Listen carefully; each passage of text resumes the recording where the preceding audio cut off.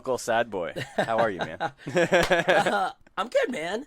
I'm currently at home, chilling, living my best life. I'm still recovering from autistic that just happened here in the Bay.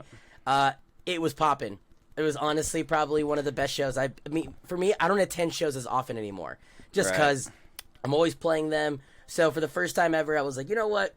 This summer, I didn't attend any shows last year. I was just on tour. This year, even though I'm on tour, I'm like, I'm gonna have to attend some shows. Like, I'm not gonna attend a show. Not only that, but it's really nice to also go to a show and people be like, oh my god, it's Hellcat. You know, get some feedback from like the last shows that they've seen you at. I've gotten to see Eptic this summer. Fire. Yeah. His new album is so good. Here's the cool thing about Eptic, and I have always looked up to, that he's got his own sound. It's his very old school dubstep sound, but he like very modern, like he's very modern. And so like he keeps up with the times, adds his own flows, and honestly, like it's Eptic. Like you can never go wrong with just Eptic. He has one of those sounds for sure that like when I hear an Eptic song, I'm like, oh, it's obviously Eptic.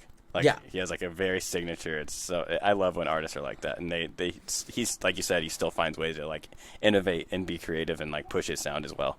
So real quick before we say anything else, this guy is currently sick and still managed to do the interview today. So I appreciate you for being here. Like I appreciate all my guests, but especially you because you caught COVID. Let's talk about that for a second. Do you think that you got that at Audiotistic? Yes. So let's, So, I have been so good for the last 2 years, despite all the touring, all the shows. I've been so good, but I can't lie to you. I got comfortable, right? You know, there's this point that, you know, like everyone's already, shows are full throttle. People are traveling. And this weekend, I mean, it was just so hard to wear a mask. It was super hot. You know, the sun was blazing down. The shoreline literally has like no shade whatsoever because it wasn't in the amphitheater. And so, of course, I mean, like, not only that, but I feel like out of all the Bay Area events that I've ever attended, this was the most plur event that I have personally attended in a really long time. That's dope. That's good to hear. It was amazing. Like, Sunday, I decided to roll solo and actually ended up hitting up a homie by the name of DJ Mini Hands. Much love to kid. Yeah. His crew adopted me on Sunday. And we were like, let's go. And, you know, just with every good party, everyone's sharing drinks, everyone's sharing things. And so, like, here we are, you know, and, like, honestly, I thought, you know, Monday when I woke up, I was like, oh, you know, my throat feels kind of like bleh. But it was probably just from me yelling and screaming and shuffling. Day 2, which was yesterday, ended up testing myself just to be safe because, you know, I am attending shows, so playing shows this summer. I was like, all right, I'm not trying to spread if I do have this. Ended up testing positive, and so I'm in lockdown for 5 days. Not fun. Other than that, how have you been? Because, I mean, you were our second episode literally ever on this show. And I feel like your career has blossomed a lot since then. You went from like 3,000 followers to like over 10K on Instagram. Like what seemed like overnight, but I know it wasn't. I know there's a lot of work that you put into that, and it was a blessing kind of in disguise for you, especially during the time the time in your life that it happened. Yeah. What do you think? Kind of catch me up on like what has happened since we last talked on the show to now. So it's funny because I was just talking to somebody, and I was like, that's why I was so juiced for this episode, because I'm like, oh my god. We're literally coming like full circle, like literally full circle. We can kind of play this game of catch up and really talk about what has happened, right? From the last time we talked, I was coming back from a break. I went on this big hiatus that year. You know, I was like, I don't know if I wanted to do this, keep doing this. You know, I was a dad, full-time dad. I still am a full-time dad. At the time, I was like, all right, you know, I did a live stream. The live stream really is what kicked it off for me. Moving into the next year, I ended up playing the Say My Name show. That was completely insane, and I think, much love to Subphonics, by the way. I think it is so fucking cool that these guys have been so supportive of the Hellcat brand, and if it wasn't for them, I actually wouldn't be in Sacramento whatsoever. And so me getting to open up for Gesture and Say My Name is really what like skyrocketed my career. And I actually ended up getting a ton of emails and like Instagram messages and going like, hey man, like we saw a lot of recap videos and like it looked like you killed it. And I'll be honest with you, I still think it is the coolest fucking thing that I can say. I was one of the few DJs during the pandemic who got to play a drive-in show. Not many people can say they got to do that, even as a local artist or even as a big artist, right? And so, thankfully for that show, that's what's really kickstarted everything, right? So I started playing more festivals and more shows, and then eventually my manager and I were like, hey, why don't we try to do a West Coast tour? Let's see if we can nail at least 10 shows this summer. Let's go back to back. Let's see if we can make it happen. And we actually did. We went all the way up from Chico all the way down in California, at least. So all the way to Chico down to San Diego, from San Diego down to Vegas. You did some stuff in Arizona too, right? Well, that's actually coming up in about 2 weeks. So I get to play Arizona. That's your first show in Arizona? I thought you've been out there before. My bad. No, you're good. No. It's actually an honor. Here's the only thing I hate about touring in the summer. It's the heat, dog. I'm from San Francisco. Yeah. Anything above 70, I am like melting. It is so bad. Well, you're wearing a hoodie and it's July 15th, so. Should tell you that's the weather out here in San Francisco, like literally. And so like I think that's the big thing that like when it comes to this time of year, the heat. But like I'm thankful for that time frame in my career because I learned a lot about myself. I learned a lot about how much I hate traveling. I love seeing new places, but traveling that summer took a lot out of me, and it was my first time doing it. It was a big honor going on my first West Coast tour. A lot of them were headlining shows. I got to see Vegas for the second time ever in my entire career. That was a crazy experience because I remember the first time I played Vegas, it was very early in Hellcat's career, and I got placed pretty high on the bill, and so I was really nervous because I was like, oh my god, a lot of people don't even know who I am, and I'm probably going to stir some stuff in their local scene because they're like, who the hell is this guy, and I walked in, and it's crazy because I remember going in, it wasn't even a dubstep set. That's like the crazy part. It was a full house set, and then towards like the end of it, I was like, fuck this, I'm going to play some dubstep. And I remember there's this one clip of me dropping Cinema and the crowd just losing it. And I actually did a little quick homage to that when I played Vegas last year. And a lot of the people who went to that show actually showed up to this show. And it's crazy the turnout that happened all summer last year.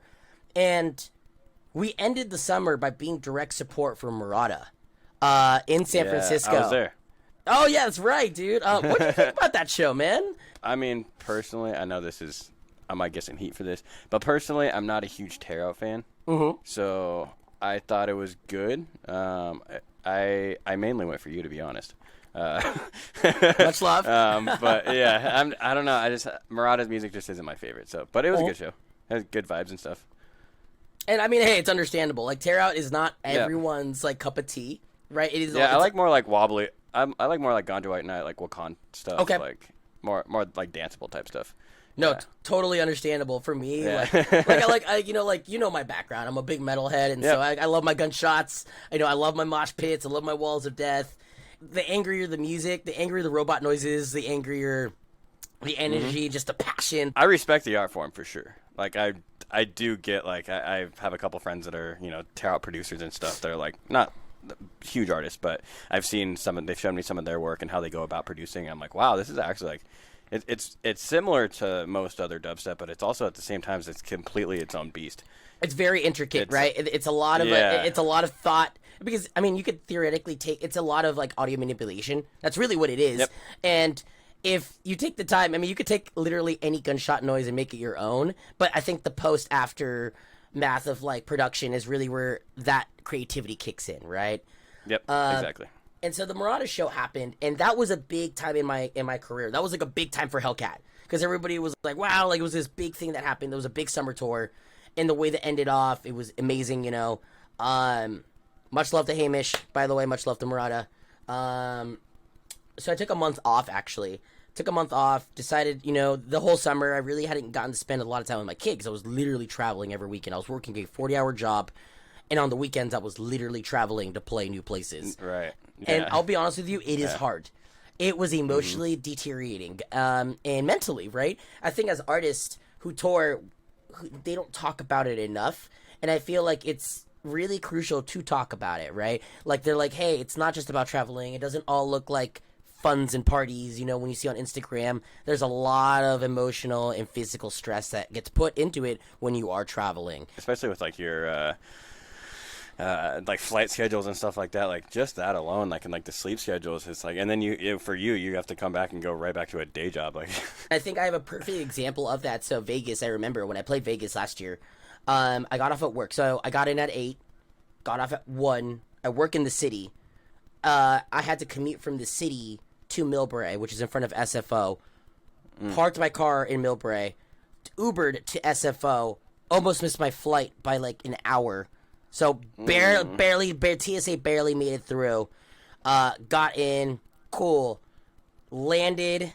My friend picked me up, and my friend was like, "Hey, why don't we like get some dinner down in Vegas?" And I was like, I don't know. I typically like to check into my hotel first. He's like, no, don't worry, you'll be fine. Worst decision I could have ever done. We had dinner. We go to the hotel to check in, but Guns N' Roses was playing that night. So, the hotel was packed. People were trying to check in. I waited 3 hours. 3 hours to just check into my hotel, dude. And you know what's the worst part? I didn't even get to check in. So it was like 11:30. I played at 12, and I was like, oh, fuck this. I was like, I'm not going to make it. Yeah. Grabbed my bag, grabbed an Uber to the venue, played my set, Ubered back to the venue after my set, waited in line another 2 hours. So I finished at like 1, didn't really check in until like 4. My flight didn't leave until 6:30, so I checked into my hotel for like maybe an hour or so, took a nap, woke up, took a quick shower, went back to the airport, and then flew out back home. Damn, dude. And you don't get a lot of that, but when you do get it, it's intense, right? It's a lot of traveling, and it's a lot of like time constraints, right? You're really on an itinerary. Right. Yep, and I think that's a lot of people. They're like, oh, seeing this like glamorous life of these DJs touring and playing all these cool shows, and it's like, dude, like at a certain point, like because of that itinerary, that's like what makes it the grueling work side of it. Like it's still a job at the end of the day. So like a lot of that's one I think aspect of becoming making that your job that a lot of people don't see. No, it is, and that's a big thing. Like it is a dream, right? Like it is like a cool job to have, right? It's something that people can say, be like, oh, dude, like. I get to travel. I get to see all these places. I am this artist. But it's still a job. You still have to maintain. You still need to do these certain things, just like an everyday. It's basically a 9 to 5 job, but on a different schedule. And you're adding these bits and pieces of hours together in one whole travel time, from start to ending. That's really what it is. And so, a lot of traveling. A lot of this tour actually changed a lot this year. So the first time around, I thought I could just buy airport food, and came to realize that gets really expensive. And you're like, okay, nope, maybe this is not the idea, not the plan. Cool, I'm gonna wait for the plane. And then you realize the plane only gives you crackers, and you're just like, oh, this is you're like, this is bullshit. And so you're like, okay, you're like, fuck it. Once I'm out of the airport, maybe I'll go get something to eat. And then you get out of the airport, and like you said, we're on a schedule. So we gotta be from point A to point B. Your ride's there. Yeah, your ride's there. Yep. We get there, ride's there, pick us up. Go to the hotel, we drop it off, and it's a hotel. There's no food there. It's like you as an artist, you typically get there towards the afternoon after check-in. So you throw it in, and of course, depends how early you get there as an artist, right? If you get there as a day early, or if you're literally on the go on tour, you typically arrive the day of. Sometimes. Right. A lot of artists don't typically like to go out and kind of see the area they're playing. They're kind of at their hotel room. They're properly resting. And now I understand why they do that. I understand why they just stay in their hotel room. They'll call up the front desk being like, hey, can I get something brought up to my room? Eat something, relax, watch something on TV, knock out before their sets. I get it. It all makes sense to me. A lot of the big question is, why isn't the big artist here early? Why aren't they here hanging out with us? Why aren't they mingling with people? Because this is a job. They do this all the time, and they're doing this every day. And so they're trying to preserve their mental health, and they're trying to preserve their sanity. It all makes sense to me. Can you imagine, like, you just played a show for Phase 1. We'll talk about that in a second. Yeah. But, like, Phase 1 showing up to an event and, like 2-3 hours early, and then just, like, being bombarded. Also, like, to a certain degree, it's like they don't want to take away, like, the openers are there for a reason. It's there for, like, it's providing you guys an opportunity. If the headliners already shows up, then they're going to take away everyone from enjoying the show, and they're just going to be the sole focus in the room. Yup. And I feel like part of it is like they don't want to do that to the openers, you know? Like they want everyone to be on the same page and like enjoying the music, getting warmed up, and then they get there and they play their set instead of like, the attention just wouldn't be on who's on stage. And I think that's a big thing, like for me. So I like to arrive early, whether I'm headlining or not. I like to arrive early because I have a mad OCD about my sound check. I have to know what I'm dealing with, right? Because, hey, equipment's not perfect, right? Yep. But, of course, I've gotten to a point where I'm comfortable enough in my career where I can deal with any technical difficulty and I make it work live. Yeah. And I've done that. I mean, you've seen me perform live where I'll have a fader not working, I'm going up and down, and I'm just like, all right, You're fuck. Like, why? If you're moving this thing, and I'm just like, all right, fuck it. Or, like, you'll hit the play stop button, and it doesn't actually stop the track, and you're, like, trying to queue up another one, and it just sounds awful. What has been a big thing for Hellcat is when there is a mess up of any sort, I will backspin and scream in the mic, I have a tiny penis, and just play the track again. Yep, I've seen it happen. And the audience loves it. I think it's that human aspect of, like, I think the audience knows, right? I think that the crowd knows that you're there to have fun just as with them, and nothing's perfect. Yeah, there's a lot of things that people don't see that goes on kind of behind the scenes if you're just a fan that you slowly learn about as you actually get into the industry. I did want to go back to your kind of blow up and on social media and gaining traction, you getting the opportunity to play all these shows. What do you think, like, other than that show, what do you think were some factors that added to the blow up? Because I know, like, you definitely started posting way more. You, like, actually put in work, and you did a good job at retaining those people. What kinds of things would you say go into that? Yeah, I think it's something that I notice a lot of big artists do. Like a great example, Keizo. Keizo's a great example of this. He does a ton of recaps of all his performances. Yep. A ton of them. And that hypes you up because it makes you go, like, I want to see him next time he's in the area. Right? Yep. I did a lot of interactive posts, right? A lot of my stories I would post. I'd ask questions. I became very interactive. I came to realize my people, the audience, really likes to interact with the artists themselves.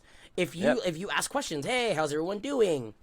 Even posting silly memes, right? Like, people enjoy that side of artists. They enjoy not just the artistic side and the work that you put out, but also the human side of what you do on your social media. And I came to realize that my people, like, or just my following, really enjoyed me being more active and me, like, taking the time to create promo videos for my shows and being like, hey, what's up? It's Hellcat.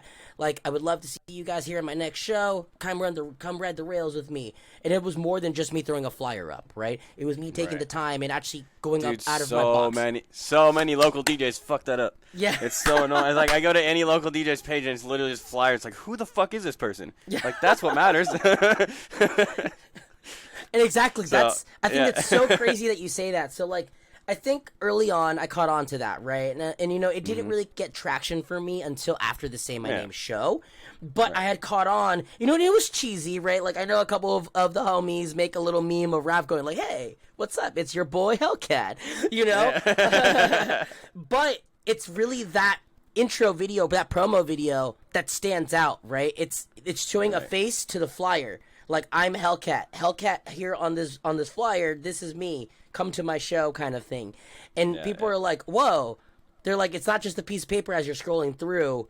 You're like, oh, you can just kind of skip over. You kind of, even if you do skip over it, you scroll back down and you're like, oh, I want to watch this. It's a minute. Right. Right? And that minute makes a difference. That minute will have someone share that and be like, yo, dude, I don't know this artist, but I know all these other artists in the lineup. Let's go see them. Right? And so that itself is so big for just getting people to gain traction on their social media. Not only that, but also hyping your stuff up, consistently posting the work you're about to release, a mix, songs, even a photo shoot. Maybe you're about to go hang out at a friend's show, go share the homie's work. Like, just those little things add up, and people see how much work you're putting into the brand and supporting the local scene around you. Were you prepared, and did you expect it at all to happen when it did, and like how it did? I did not. You want me to be completely honest? I didn't think so. Yeah. I think from our first interview, right? I think it was always my dream to kind of hit over 5,000, and it's just 5,000's a lot of people. You know, 5,000's a lot, and when you think about it, you're like, wow, 5,000 people, that sounds like a dream, right? And I remember right after the Say My Name show, I posted that one clip of just at the very first, it was like a small little recap, right, of me throwing down one of the intro songs to the set for Full Throttle, and that instantly got over 6,000 views. And then over a course of a month, I went from having 3,000 to 5,000, and I was like, whoa, this is insane. And people, I was getting consistent messages being like, dude, when are you coming here? When are you coming back to SoCal? Would love to see you here in Nevada. Oh my God. And like, it's overwhelming. Like, I mean, I was just kind of like, well, I mean, I would love to go out support, tell your promoters to book me. That'd be super cool. And then before you know it, where it really kicked in was the Marauder show. Me being the direct support for Marauder and really releasing those recap videos of how insane that mosh pit was, that I asked for a wall of death, and that dude, I always think about that video, and I always wonder, whatever happened to that guy who ran in the middle of the wall of death? Is he still alive? I think a lot of people just really liked your set for the Say My Name show, and they caught on, and then there's like, they wanted to share that the experience that they had from your set with their friends, and then it slowly just kept going. One of the biggest things for social media, I've studied a lot, and I've read books on this and stuff, but I'm actually in the middle of one right now, is making your content shareable. Like, that's a huge factor, because that's how it's going to spread. You know, that's how your brand and who you are is going to spread. So you've done a great job at that. Thank you. And I think one of the big things is I've tried to keep it PG. I think my material as posting goes as far as PG-13 for the most part. I do my best to not. It's normal, yes. Of course, here in the States of, the United States, if you're over the age of 21, depending on your state, you can drink, right? But let's be fully honest. As an artist, if you start associating with certain drugs and stuff to the brand, you're not as marketable as most artists. So when I first started, my mentor told me straight up, he was like, hey man, think of Zed. When you think of any type of artist who's very marketable, it's Zed. Zed has nothing tied to him other than clarity and all his big hits. When you think of Zed, you just think of his music. And you just think of him as a cool dude who's won all these Grammys. That's it. He's marketable. There's nothing tied to him. And so, even for the Hellcat brand, I'm very careful, right? Like, I want to see mosh pits. Yeah, let's get violent. But it's still very PG-13 to the sense where it's like, this can still be marketable, right? Like you said, shareable, right? Yeah. You don't want to be, you don't want to share something, you have a follower's mom being like, what is this? Right? Right? Because that does a big thing, right? It does affect your following, right? Yep. It affects your friends, or the friends of the following. I mean, at the end of the day, it shouldn't matter. But at the same time, it's like, if you want your stuff to be shareable, you want to think of it more in the PG-13 side of things, right? Yeah. Was it a lot to handle for you at first, like with gaining that much traction that quickly? Was it just like, did you have to like really remind yourself of that, like, be careful what I post? Like, now I have like people actually paying attention to me. Like, what was it? How did you handle it at first? Yes, actually, it was very terrifying because I remember up until that point, everything was very professional. Everything, right? And I was like, do I keep it this way? Do I still keep being professional? Do I share a little bit more about my personal life? So I was very scared. I was scared to also to lose the traction, right? Yeah. Like, we gained this traction. I'm like, what if I'm not that cool, as interesting as when people first started following me, and eventually they're like, fuck this kid, right? And so that was nerve-wracking too. So it was very like mind-boggling, right? Because I was like, I don't know what the right thing to do is. Do I just keep doing me? Do I keep this professional? Do I find a balance between the two? And honestly, I think I found a balance between the two. It took some time, right? After September for Marauder, I took a month break and I went on a small little fall winter winter tour. Toward upper northern, West Coast. That was super cool.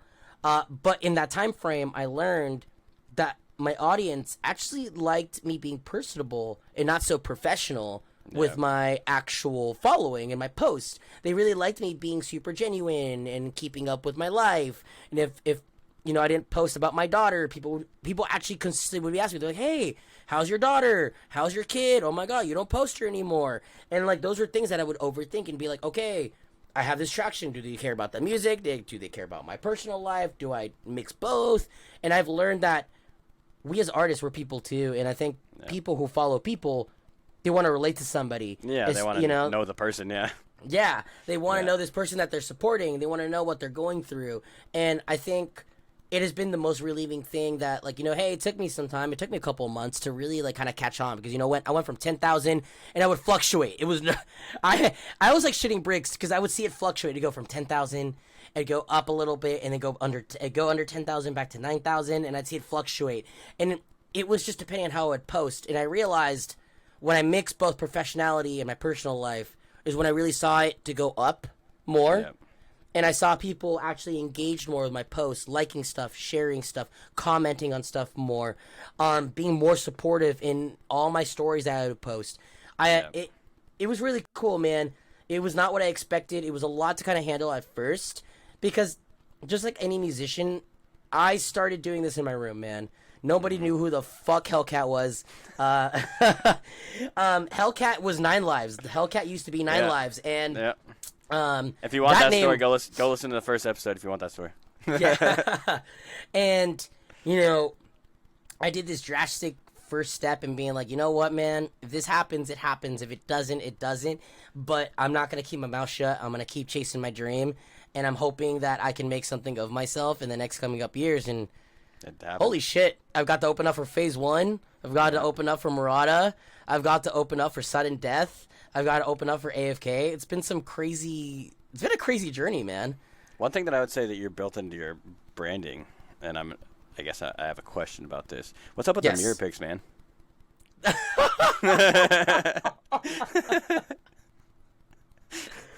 Oh my God! Yes, the famous the peace tongue sign out boomerangs. Yes, very big on the brand. And so, man, okay, where do I even start with this? So after the pandemic, or during the pandemic, I should say at the very start, just like anybody, I gained the pandemic 15. Right, I had gained the pandemic 15, 20. I did not feel confident looking at myself, right? I did not, right? It was this really hard thing to do for me, myself. I'm really big on how I look at myself imagely, and I had trouble taking pictures of myself. And then I realized, after me losing a lot of weight over some time, I was trying to find a way that felt comfortable with me being able to take a picture and post it publicly and be like, I'm confident in my own skin, right? And after some time, it was silly, it's a silly picture of me sticking my tongue out in the window, boomerang, my peace sign out. And after some time, because I had been doing it for so long, I didn't even realize it, it had been ingrown in the brand. Yeah, just you, yeah. Yeah, it literally, people know me for that. They're just like, like I said, at first it was a me thing. I was doing it for me. And, it was really hey, I'm not comfortable taking pictures, so this is how I'm going to take selfies. And then, before you know it, everybody's like, bro, what's up with the pictures? Yeah. Why don't you take Do you have any other shot? Anything? So, I'm getting better at it. Don't worry. After this episode, I might just come up with maybe no peace symbol, no tongue, maybe just a smile, and give you a rock. There you go. Rock hand, double hit. Yeah, from the tongue to the peace symbol to the grin in the rock hand. I like it. Yes, it's a good change yes, it is a good change up.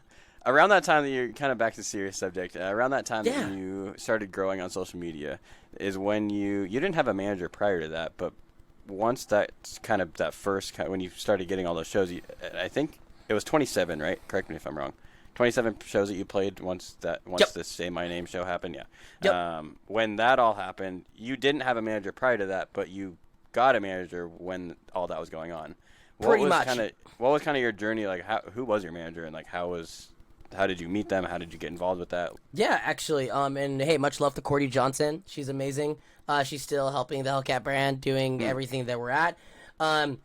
So what ended up happening was the Say My Name show was kind of this big pivotal point that kind of overwhelmed me, right? I think, I've always told you, I've always been in charge of my own stuff. I don't like anyone else touching Hellcat, touching whatever I have to do with contracts and stuff, and advice, right? Because a lot of times maybe I'm faced with a decision that I don't know who to turn to. And now I have a point person that who is not only helping the brand, but in charge of the brand take this step forward, right? And I was scared. You know, like, I didn't know if I really wanted a manager, but I was so overwhelmed with emails and shows. I didn't know how to book all these flights in time and in order, right? I knew none of this. And I met Cordy earlier last year, right before the show for the Say My Name happened. And we were actually Discord buddies, actually, which is really funny. We pretty much hang out. Much love to Shoku. I actually met Cordy because of Shoku. Okay. And yeah. And so they're mutual friends. And so Cordy has a big background with the whole Dallas, Houston, Texas EDM scene. And so she's got a lot of experience. And she also manages another artist as well. And so I approached her. I was like, hey, you know what? I have trust issues. Not just relationship wise, but also manager wise. Not just relationship wise. And I was like, I would love your help. I'm taking a chance. I don't know what is going to come of this, but I feel like there's a lot of work for me. What could you offer me? And she's like, all right, well, what do you want me to do for you? And I was like, whoa, that's a big question. Can you help me with all the basic necessities of booking handlings and contracts and emails? Because social media, I actually handle my own social media. So we still handle things separately.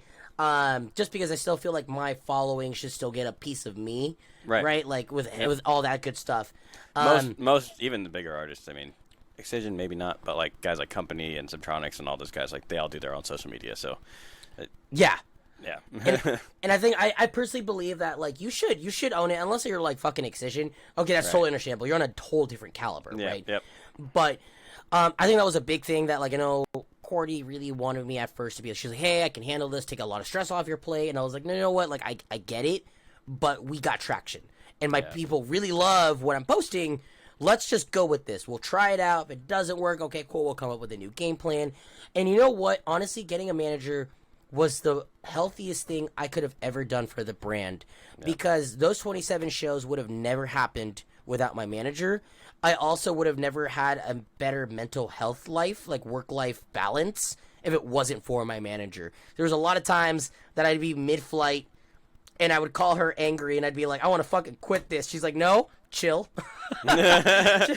She's like, chill. She's like, you need to get home first, play your show, get home, get some sleep, and then you'll be over it. And I'd be like, oh, you don't know what you're talking about. And no, she's right. That's funny. And so you said you still work with her. I do. Much love to Cordy. You said you were having trust issues. What was one of the main things that made you feel like you could trust her with her responsibilities that she has now? A big part of that was I had worked with previous managers in the past, right? And a lot of previous managers, they can do the work, but they're all about the money. I hate to say it. Like, they want a big cut and sometimes don't give you a lot back. Yeah. And that part sucks, right? And a lot of artists don't come to realize that until you've been in this business for a while, and then you come to realize, hey, was I taken advantage of? Was I not? And a lot of times you're not taken advantage of. You just don't know. You just don't have the experience on what to ask for in return, right? And with Cordy, it wasn't about the money. And, like, of course, Cordy, takes a bit, she takes her portion, but it's not about the money. I think Cordy really saw a vision. And, with us just being friends before Hellcat, she saw the passion and drive that I had for it and my goal of one day playing for Lost Lands. And she's like, I want to see you there, too. We can make this happen. Let's do it. And I was so surprised. Yeah, I was just like, whoa, okay, yeah, let's do it. I mean, that is so cool to me to have somebody who is not in it for the money, but is in it for the ride as well, and they're here just to support me and see me grow as an artist. That is cool to have in your ring, in your boxing ring. That's smart. Yeah, I'm glad that you found someone that actually worked for you too, and like that you could finally trust. Because like you said, a lot of people can be not the best people and really take advantage of the people who don't have that experience. So totally. I have a fun question. Okay. Kind of off topic. I'm curious to why you call yourself a sad boy. So I guess the sad boy, right? So I think the sad boy. So let's go to my Twitch gamer tag, right? I think it really stems from. So Sad Boy Waifu is my Twitch gamer tag, right? Mm-hmm. But where it really stems from the Sad Boy is I have the whole Sad Boy aesthetic without even trying to.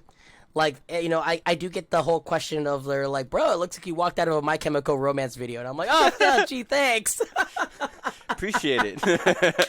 Like, thank you, man. I'm never taking another picture of myself ever again. Yeah, exactly. Now you understand why I do peace in the tongue symbol. And so, the Sad Boy, you know, it was one of those things that, you know, hey, I look the part. I have the tattoos. I have the long hair. But when you talk to me, you're like, this kid doesn't sound like sad at all. He's way too loud and doesn't shut the fuck up. So that's kind of where it comes from. Is just your that's where it comes from. Got it. Yeah. Got it. Okay. Yeah. So I was like, was it? So I know you've gone through a couple emotional, and we don't have to get into it if you don't want to, but some emotional things in the last year and a half. You know, and I think we should touch upon that. I think, yes, you know, I've gone through a lot of emotional things, and I think as artists we don't always talk about them. Yep. And you know, we're just human, right? I think especially when you're in your early 20s and your late 20s, you just go through a lot of life changes, right? And I think the early start of this year, I actually put down the project again. You know, I put down the Hellcat project for 4 months. I went through a really heavy breakup at the start of January that kind of left me in a weird spot that I was just kind of like, okay, like, I don't know what to do with just all my passions. I don't have any drive for anything. I don't know if I want to keep doing Hellcat. I got the headline DNA Lounge at in San Francisco at the start of January. It was a big pivotal time in my career, being an SF local, being such a big SF staple venue. Yeah.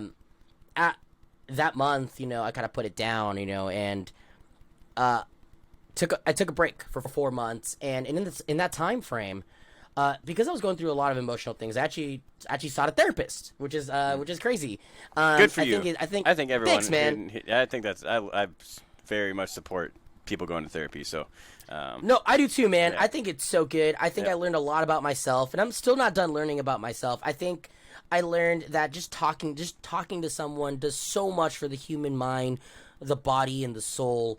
I didn't realize how much I was kind of carrying as baggage, quote unquote, you know, as per se, and realizing how much I was projecting it onto other people without realizing it, you know, and without realizing it, it was affecting the life around me. And I realized that I was frustrated and I was sad, but it was because I wasn't choosing to talk about it with someone, you know, and sometimes we don't have to always go to our friends, right? I think that's where the big stigma, right? We're like, oh, you know, like, oh, turn to your friend. It's like sometimes they're not trained for that. Maybe it's okay to go sit down with a professional and they're just there to listen.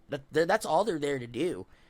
And I remember in this time frame, you know, me, you know, still seeing my therapist, I found a new spark in, you know, the side project that, you know, I was talking about. I put that down for a little bit because Hellcat really lifted up.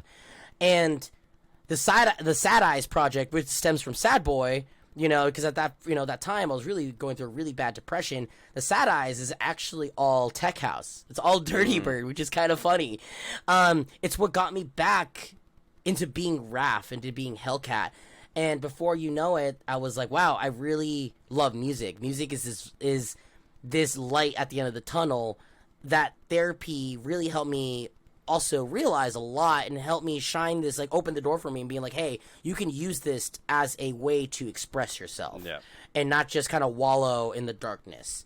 And so, yeah, man, I mean, like, I feel like every artist, every person, I just think everybody should go through therapy. I know, totally off topic. I just think it's so important for just we as people. For the overall theme of the show, that's actually very on topic. So we've been, that's kind of the new route that I've kind of taken with the show is, you know, talking about the things that artists don't really talk about and the struggles that they've had to overcome themselves. And, you know, therapy is a really good resource for people who have gone through an emotional time. Even for me, like, you know, the people who know my story, but, you know, having divorced parents growing up and, like, the stuff that I had to go through as, like, a young child, like, I went through therapy then. When I've gone through breakups in the past, and I just need someone who can really just not, like, it's one thing, like you were saying, like, for, like, a friend to, like, be there for you, that's awesome. And I'm very grateful for my friends that I have that are there for me. But sometimes you just need to, like, okay, I need, like, a plan of how I'm gonna get through this. And sometimes a friend's not, like you said, not educated enough to like really hold your hand during that process, and seeking professional help. Like that's such a good tool for everyone. So thank you for talking about that. No, totally, of course. But I mean, that's where really that sad eye, sad boy, like sad. Yeah. I think I didn't know how to answer this at first, but I think this point of honesty. I think the depression with sad boy is really where the sad boy really came from, right? And so, at first I was kind of ashamed of being, being depressed, clinically being depressed, and I didn't know how to talk about it and be willing to talk about it socially, right? That was something that became very apparent in my social media this year, right? That I went through help, I sought professional help, and it was a fun little thing, on my Twitch, I'm sad boy, waifu, blah, blah, blah. But really it stemmed from something deeper, and it was really my depression, right? And I'm glad that, like, it's not something of the past, because, hey, I am clinically depression, but I have a way to overcome my obstacles, and I'm glad that I've been able to overcome that. That's awesome. I know you were also like pretty shy back when I first met you too, and you've really grown. That's something that I know you've done a great job at, and you've really grown out of your shell by working on that about yourself. And I was just talking about it in the last episode. Is like, for me, I was kind of the same way. I was very much worried about like what other people thought of me, and social media was one of those things. We were just talking about that too. It was one of those things that really helped me just not care and just kind of put myself out there, So, and I think by you kind of overcoming that shyness and, working through your depression, working with a therapist, it has also helped you kind of get your brand out there a lot more, and you're more confident in yourself of what you bring to the table as an artist. So I guess my question is like, what tactics have you used to get your brand and music out there, other than like social media and stuff? What's like helped you kind of get recognized by a lot of other like promoters and stuff like that? Yeah, I think my big phrase that I always tell people is closed mouths don't get fed. And I think I'm a big believer in that, right? I think from the start of when I started Hellcat, I know a lot of producer friends, right? A ton of producer friends who have thousands of followers, up to 10,000 followers on SoundCloud, on Instagram, but have never played an actual show. Have never played a show. There's a lot of people like that. There's so many people like that. There's a ton of people like that. Yeah, there's so many people like that. And I told myself, hey, nothing wrong with those artists, nothing wrong with them. They make amazing music, but I feel there needs to be a balance, and I feel closed mouths don't get fed. I felt if I wanted to be heard, if I wanted to be known, if I want to meet people, I have to go out there and do it. I have to go out there and put myself out there. I need to go tell the world, hey, I want you to book me. I want you to know who I am. I am Hellcat, right? And it sounds silly, but I am a firm believer that, you know what? Not everyone who's going to reach out to you is going to book you because of your music. Yep. That's it. Yep. And I think that's a big thing that a lot of, I know a ton of artists who are like, I'm just going to wait to get booked. I'm just going to wait until someone reaches out to me. And I'm like, and I tell artists all the time, I'm like, hey, why don't you just email this event company, being like, hey, blah, blah, blah, this is who I am. I would love to play for you guys. I love your work that you do. Here's my electronic press kit. Right? And here's the big thing is that artists don't understand that you can't play big shows as direct support unless you have an electronic press kit. So you have to start to start playing shows somewhere. You need to be able to show the event company, hey, I don't just have an online following. I do have a physical following of physical people that will walk through the door. And I know there's this big, I think we see it all the time in the scene, right? Where you hear a lot of producers say, hey, why don't you book the small DJs, the upcomers? And I understand it. I do. I'm a full believer in that. But I also am a full big believer in that these event companies have to make money. Yeah. They can't just rely on just the headliner. It's a business at the end of the day. It's a business, right? And the artists that they book, even, like you said, even with headliner or not, the supporting artists matter too, because it matters how much those people can bring in too. Like, it's all a business at the end of the day. It's how much ticket sales can we make. It's totally, because they have to pay the headliner. They have to pay the headliner. The headliners are not cheap. And so I think that's one of the big things. I mean, at least for me, and I think we can talk about, from the first episode to now, of course, we won't touch too much on the first episode, but relevant to the whole topic of closed mouths don't get fed.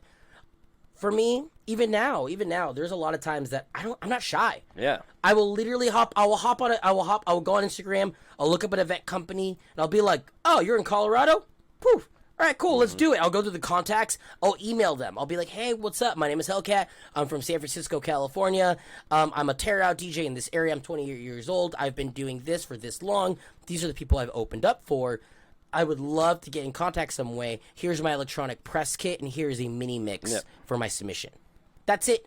What's the worst case they're gonna do? Not reply. Ignore it or not reply. Yeah. That's it.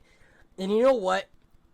75% of the time that I have done this, I've gotten a response back. That's pretty good average. That's a pretty good average. And and at first it didn't start off that way though, right? At first it was like 5 out of 100. Yeah. And after me building the brand over some time, I've been able to say, hey, I've opened up for these people. Hey, I've done this. Hey, I've played here in those emails. That's where like the confidence really kicks in. Did you ever get discouraged from the times that you didn't get emails back, or Cause I know for me, like I reach out to a bunch of people. Like when I sit down to do bookings for this podcast, I sit down have an email list of what artists I want to reach out to. And it's like you said, a lot of times, or not a lot of times, but sometimes they don't get back to you, or they don't reach. The email gets lost or whatever. And I think it's important to follow up with people too. But did you ever get discouraged from either that? And then it caused you to either not follow up and not reach out back to them again. And now I don't face too much of that. When I did start, yes, I saw a lot of that. Right, it was a lot of like that heart aching when you wouldn't get a response. Like for example, I'll give you a great example. There was a lot of times like actually much love to the national entity team. I love you guys. I remember when I first started, I was a nobody. Yep. I would reach out consistently and I wouldn't get a response. And eventually, when I had played enough Sacramento shows, I was like, you know what? Fuck this. I'm going to email them one more time. And if it doesn't happen, it doesn't happen. Yeah. At least I tried. And you know what? Adam got back to me and was like, all right, dude, we'll book you for We Are One. But it was the fact of not getting discouraged. Yeah. You have to remember not to give up. Like, no matter how many freaking no's you get, because you're going to get a lot of them, especially in the early days, don't give up. Just keep going. Just keep going. No. Keep going. And I think it always reminds me of my first show ever, right? I remember in San Francisco, I was getting such a hard time, getting booked, and nobody would book me. Yeah. Nobody would book me because I played on a controller. Nobody wanted to book Hellcat. I mean, the club industry standard is playing on CDJs, of course, right? And so finally I learned, but I had built this reputation of a DJ who played on a controller. And so, I just didn't give up, though. Yeah. I was like, I'm going to be that annoying-ass kid who bugs the promoter until I get booked. And, eventually, I would show up to this one event company that was a weekly here in San Francisco. It used to be called EPR. Oh, yeah. Yep. I remember showing up there weekly, and I would bug the promoter and be like, hey, let me play. I'm getting better. Hey, here's my stuff. When do you have an opening? Here's my mix. yeah. I'm like, hey, you see all these people in line? They want to see me play. Yeah. Book me. And eventually, I remember this day clearly, and it's what has helped me push through a lot of the no's. And it makes me laugh every time, but it shows me that with believing in yourself, the chance will come up, right? And I remember you just have to be prepared for it when it does come up. Yep. Yeah. And I'll tell you, I was not ready for it, but you know what? I was not ready for it. But I was like, dude, I have all these people in this room who want to see me play. Let me fucking play. I can bring you hella people through the door. He rolled his eyes, gave the biggest sigh, and was like, all right, dude, if you shut the fuck up, I will book you. And the little guy inside my brain was like, yes! Right? Like, I didn't even care. I was like, all right, let's do this. Let's go. Yeah. I did it. But you know what's the craziest thing about that show? Is that if I would have never played that show, my career would have never started. Yeah. Because after that show, I got to play for Temple. And after Temple, I got to play back for Amplify. And it was just this whole snowball effect that eventually led up to me opening up for Savage Society, opening up for Uber, opening up for Sudden Death, back-to-back AFK. Oh. Like, yeah. Oh. And that show was the show that lifted off Hellcat in that time frame of Hellcat. And like we're always gonna get no's, but closed mouths don't get fed, right? You're always gonna hear the complaint from the local DJ. I don't understand why I don't get booked. I don't get it. Why are all these people getting booked? It's because they're hitting these people up consistently, being like, "Hey, man, I would love to play for you." Oh, they don't get a response. They're just gonna keep being persistent about it, right? They're literally putting in the work of reaching out to them. They're putting in. Yep, and you know what? They're gonna get consistent no's, and like I know I get producers who are like, "Oh no, if I get booked, I have this many followings. I should be a direct support." It's like, yes, you should. But you also have to understand that you also need to build a reputation with bringing people through the door. You need to have both sides of the spectrum, not just one. Right. It's very rare that I've seen certain artists who have never played a single show and have already drawn in thousands of people through the door. And that one artist was Slushy. Yep. Slushy is one of those few people who didn't play a single show up until basically Hard Summer. I think it was like 2016, 2017. Jaws is the same way, actually. I think that's just how their manager. I have the same manager, Moshel Easy, so I'm pretty sure that's just how Mo operates. He's like, if their music is good, like, and you get the opportunity, anything can happen, you know? Yeah, and I mean, it really goes. If you don't have like a manager like that, though, then you have to put in the work. That's it. You just have to put in the work. That's it. You know, like, I mean, like, and I learned that very early on in my career, and I have no shame, dude. You know what? There are times even now I will email Insomniac and I'll be like, "Hey, book me." Yeah. And I get a response, and I'm like, "Fuck it, I'll email you next week." See you next week. Yeah, I'll be like, back to another episode of Hellcat and Insomniac. Why do you think so many people get stuck in thinking that they have to wait around to get their project started, or wait around for them to get hit up at bookings, or why do you think people are afraid, like, to take that leap and to actually put in the work to do so? I think the biggest thing, and I mean, it's just our topic now, it's just rejection, right? Like, you have all this following, and then you hit somebody up, you're like, "Hey, dude, I have this big following, blah, blah, blah, online, would love to play for you guys," and then they get booked, like, an early slot and don't get paid. That's a big fear, right? A lot of people want to get paid for their shows. A lot of people want to get a good time slot for their shows, right? They're like, they're known for their music. But I'm going to be honest with you. I know some artists who have a big following and play smaller or play earlier set times, but they're still putting in the work compared to other artists who have never have, right? And my biggest advice for those artists that are scared to get that front foot started or just to reach out is we all have to start somewhere. Yep. Right? The no's going to happen. Maybe the hard show's going to happen. Maybe you won't get paid for a show. I can tell you how many times I didn't get paid for a show. I did it for the exposure. I did it for the business. I did it for the brand. I did it for the EPK. Right? And I think it's so important for us as artists to acknowledge when we start that's how sometimes we start. Yep. We're not going to get paid for every show. I didn't start getting paid like decently well for shows until last summer after the Say My Name show. You almost have to invest in like the long term and be okay with taking the L in the early phases of your career. It's so crazy, and I think investment is such a big thing in projects. Oh my gosh, and I think, like, for me, like, I think even last year for my tour, right? Like, we were able to land spots and I got paid, but a lot of the venues or event companies I play for weren't willing to pay for my flights. And so that's an investment, right? Like, I had to make a real big, hard decision with my manager and being like, can we do this? And so we budgeted. We budgeted a whole week. We just sat there and budgeted everything. And she looked at me and she's like, "You know what? Fuck, it's going to be a hard travel, but you got this. Just don't need fancy." And I did. You know what? We made it happen. Yep. But it's that investment. It came out of my pocket, came out of hers too. And it won't always be that way. So I think we as artists, early artists coming up, whether or not you have 10,000 followers on SoundCloud or not, is that we need to start from somewhere. We're not going to be making thousands of bucks from the first show. You're not always going to be direct support. And you know what? Sometimes you're not always going to be the opener. It's okay where we land. Sometimes it's we need to get somewhere started, and no matter where you start is a good start. Yep. That's honestly my best belief in that. Yeah, he just literally has to start. That's it. Yep, that's it. Starting is 95% of the battle. Absolutely. I think we can both agree that rejection is somewhat of a limiting belief, right? Because if you feel like you're afraid of rejection, it can really hold you back.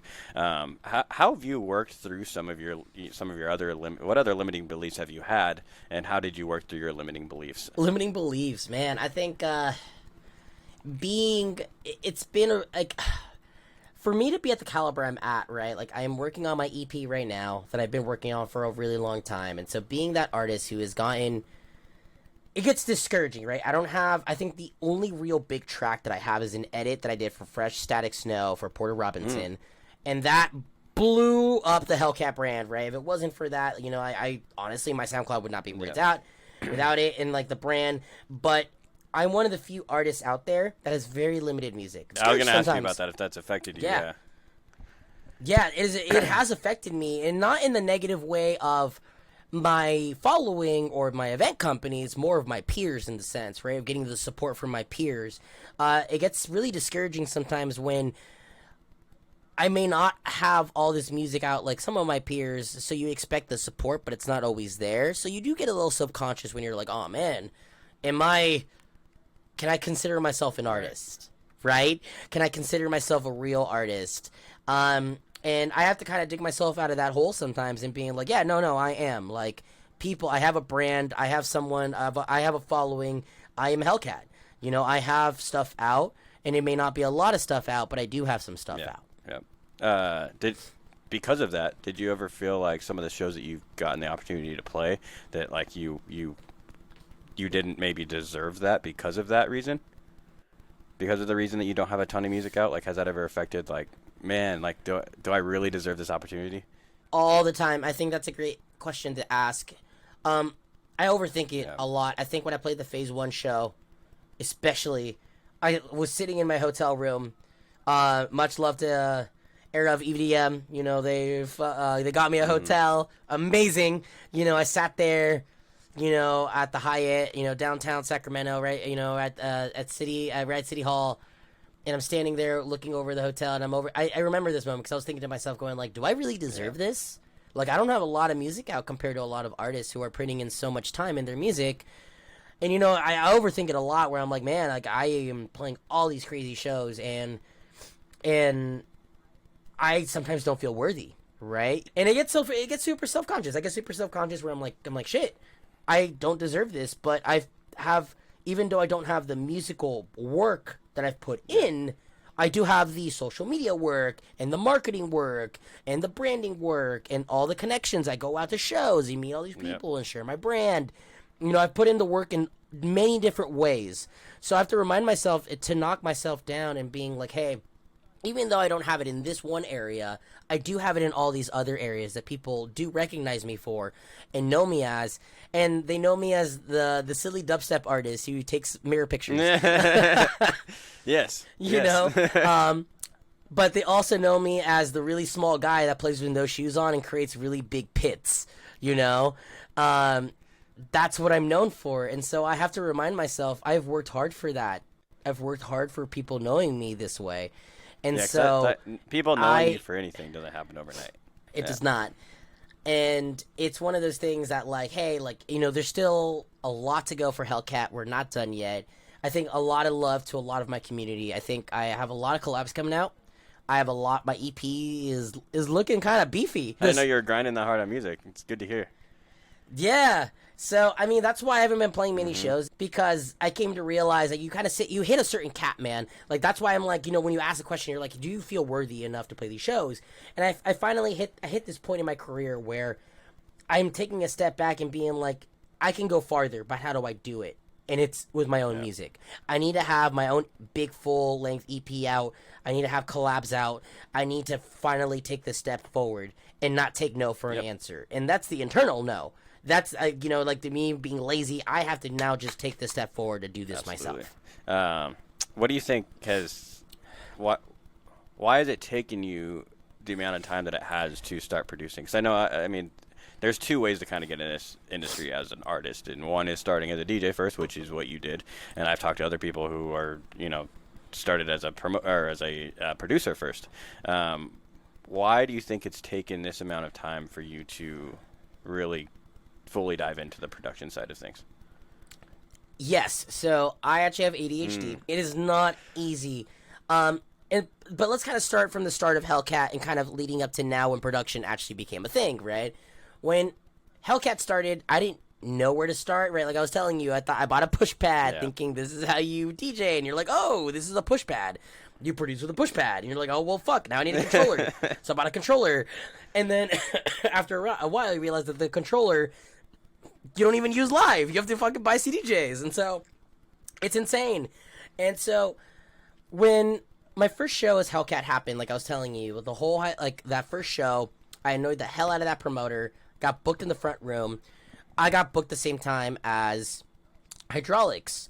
And I remember we got booked the same time as Hydraulics. I was playing the front room, he was playing the main room.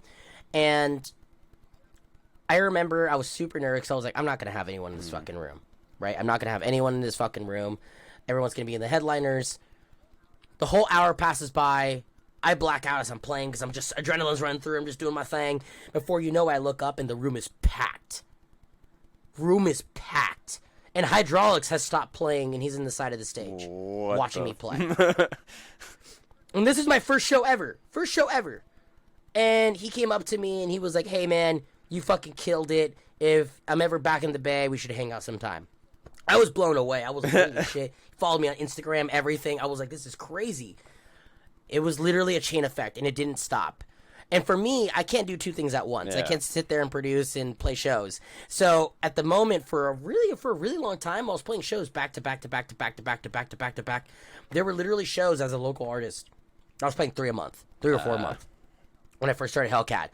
And at the time, I was like, because I was getting so many shows, I didn't realize that producing was so necessary at the time, right? And so it wasn't until the start of the pandemic that, everything had calmed down and, no one's really playing shows. And that's where my big fear came up. I was like, holy shit, I don't really have any music out. What the fuck do I do? Is the world going to forget about me? Am I not still going to be relevant?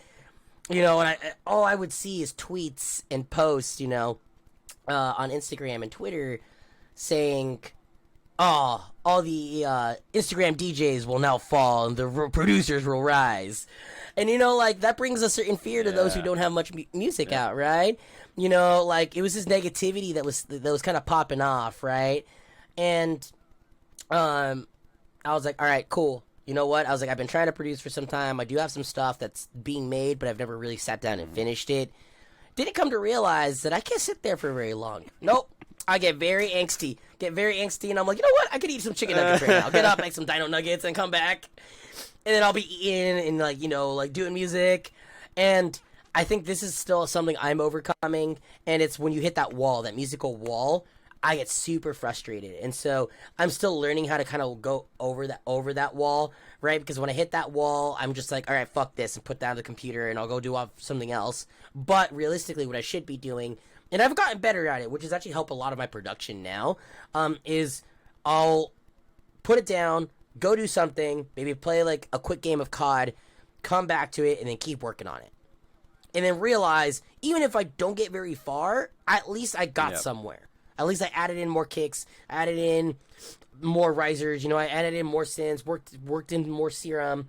That's been a big thing this summer for me, and I'm really, really happy that I'm starting to get over that, because that's been really what's been holding a lot of my production back, is when not only am I angsty, not only when I'm there and I can't sit there for very long, but when I hit my wall, I definitely don't want to be there anymore, any longer. Yeah. That's how I was at school, man. I couldn't sit down and do homework for the life of me. Well, thank you for being so honest with that. We're starting to run out of time. Yeah, man. But we do have some fan questions that I want to get to before we wrap up. First fan question, I'm not going to say any names or anything, but when was the moment that you realized that music was, the thing that you wanted to do?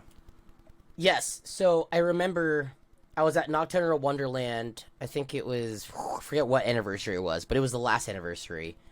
And my friends and I were sitting at the top of the hill, at the very top, watching Maddie and play, and I was rolling balls. I was way too down the rabbit hole. And I remember I was staring at him play, and this is during his Adventure album. And I'm sitting there, And I'm not fully here, but I look at all my friends and I'm like, I can do what he's doing. And all my friends look at me like I'm crazy. They're like, what the fuck's wrong with this kid? And I was like, no, it's really. I was like, I can do what he's doing. They're like, all right, he's just rolling really hard. And at that moment, as I walked away from his set, I saw all the smiles that people were walking away from his set. Like, his set ended, I saw all the smiles, and I saw the conversations being brought up. And I saw people, like, being like, I'm going to remember this night forever. And I was like, I want to be that person who creates memories like that. I want to be that artist who plays a set, maybe someone who's having a hard time in their day or in their life, that they clocked out for a couple of hours just to come see me play and give them the best time of their life. I want to be that. That's why I stopped music, or decided this is what. What is your go-to song to mix in live? Oh. Actually, that's actually a harder question than it. I had like a couple. I was like, at first, I was like, oh, I have one.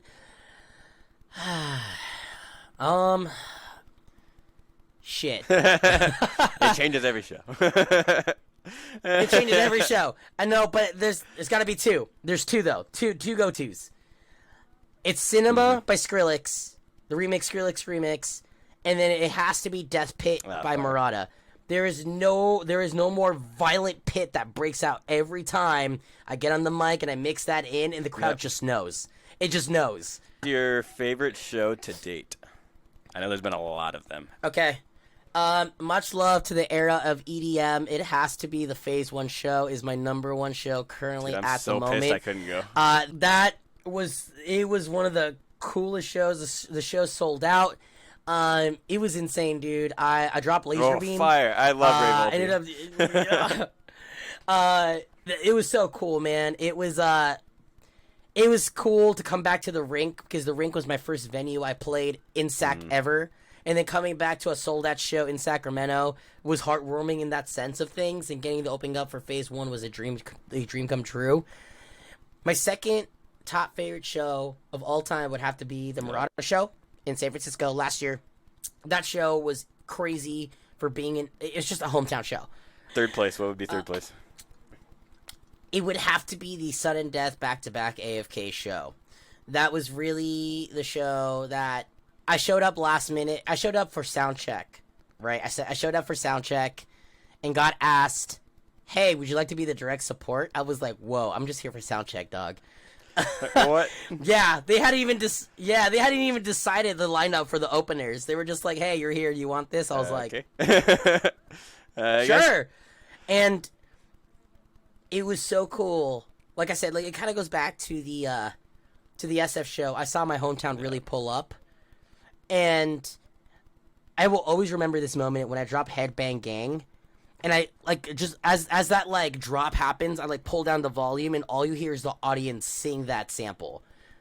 Headbang, gang, gang, gang. And it just drops, and, like, you hear the whole audience lose it. Like, it was insane.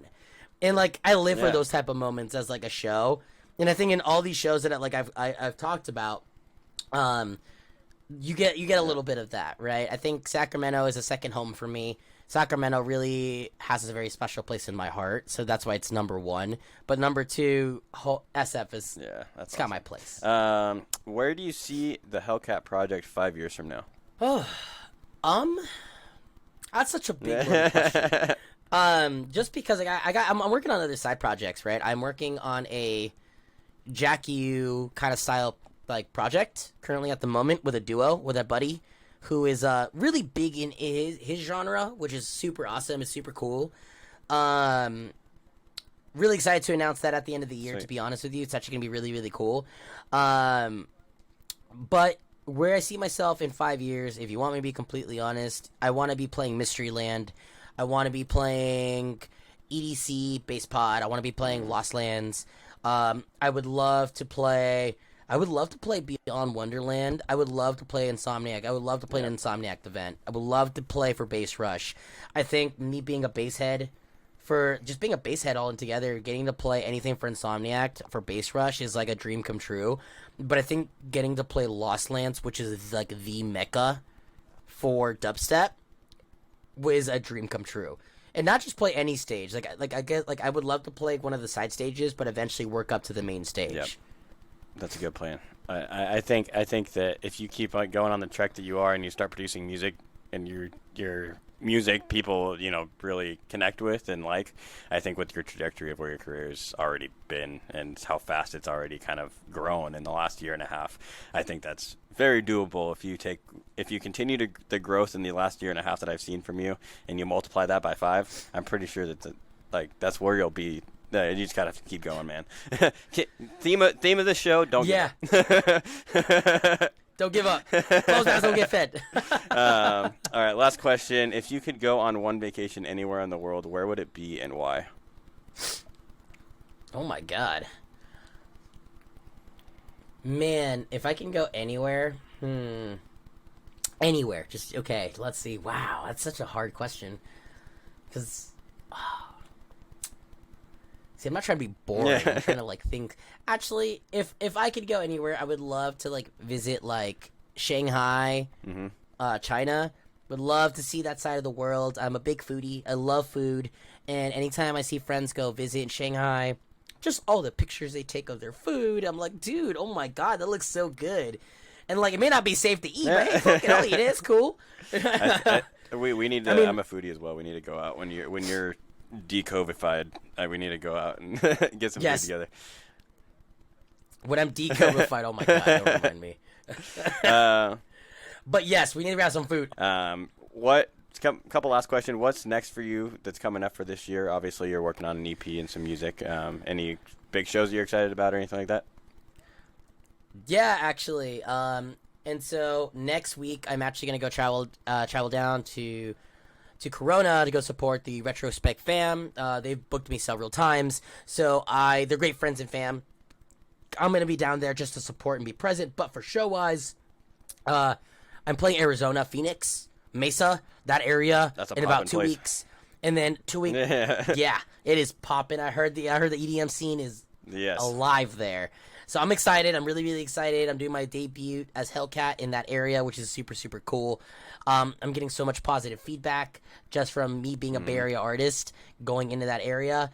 And then I just announced today that I'm playing Pomona at the Basement. Oh, sweet. In August. So I'm really, really excited. This is one of the venues I've dreamed to play for a really long time, which is super, super dope. And there's still some things in the work, hopefully towards the end of summer. We're going to try to make that happen. But for my side project, we're hopefully releasing something towards the end of summer. Excellent. Awesome. Yes. Where can the listeners support you and find you at? Yeah. So, you got my Instagram. You got Hellcat Music. For SoundCloud, www.soundcloud.com/HellcatMusic, one word. On Facebook, www.facebook.com/CatGoesWub. Don't ask me about that. But yeah, I mean, for those are the places right now. When I do start releasing tracks, Spotify is going to be the place to go. So that's already been made. We just don't have anything out yet. So of course, we won't give the follow just yet for that. My manager's actually going to be in charge of my Twitter. So we're going to actually be getting a Twitter made Twitter. soon. That's the one platform that I don't like, and I really need someone to run mine. But yeah, I'm on the same page. Yeah, I don't like Twitter. I hate Twitter. Yeah, that's finally I've come to consensus that the brand needs Twitter. People like Twitter. They want Twitter, and I'm like, all right, cool, you fucking have Twitter, but I'm not. Yeah, but I'm not touching it. That's it. You want a personal flair to it? Nope. You get the generic responses from my manager. That's it. But I'm also doing a TikTok because I realize I've become so personable with my life, with my brand, and so I'm actually going to be releasing my TikTok this month. And so it's going to be a lot of fun. It's going to be really silly things of Hellcat. You'll be seeing a lot of things, a lot about my music, but a lot of my personal life. So you guys will enjoy it. It'll be fun.